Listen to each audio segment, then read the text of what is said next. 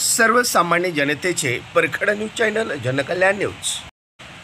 मुख्यमंत्री समृद्ध ग्राम अभियान तडोळेमध्ये प्रभावीपणे राबवणार, सरपंच रुपाली खाडे यांचे प्रतिपादन। मुख्यमंत्री समृद्ध ग्राम अभियान हे तडोळे तालुका खटाव येथे ग्रामस्थांच्या सहकार्याने प्रभावीपणे राबवणार असल्याचे सरपंच रुपाली खाडे यांनी आयोजित केलेल्या ग्रामसभेत बोलताना व्यक्त केले।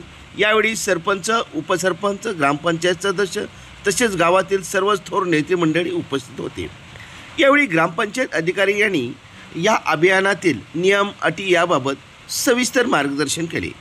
गावात मार्गदर्शन करण्यासाठी मानखटावचे प्रांताधिकारी उज्ज्वला गाडेकर मॅडम यांनी येऊन खऱ्या अर्थाने या अभियानाचा गावामध्ये पाया रचला आहे आणि ग्रामस्थांनी एक दिलाने एक मनाने गावचा विकास करण्यासाठी ग्रामदैवत भरवनाथ मंदिरामध्ये एकत्र विचार व्यक्त करण्यात आले।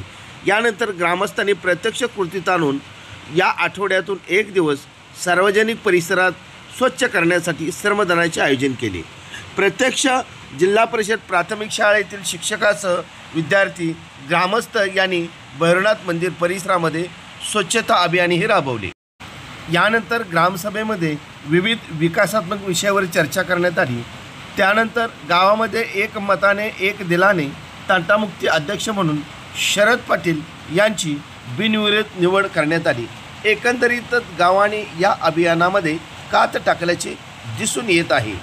जनकल्याण न्यूजसाठी संपादक प्रतिनिधी श्री जे के काळे, तडोळे।